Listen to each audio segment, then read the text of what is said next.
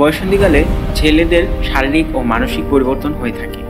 শারীরিক পরিবর্তনগুলোর মধ্যে হলো একটি ছেলের শরীরের বিভিন্ন অংশে লোম গজাতে থাকে, কাঁধ চওড়া হতে থাকে, দেহের আকার ও আকৃতি পরিবর্তন হতে থাকে, পুরুষাঙ্গ ও অন্ডকোষের আকার পরিবর্তন হয় এবং বীর্য উৎপাদন হতে থাকে, যা পুরুষের জন্য অতীব গুরুত্বপূর্ণ একটি বিষয়।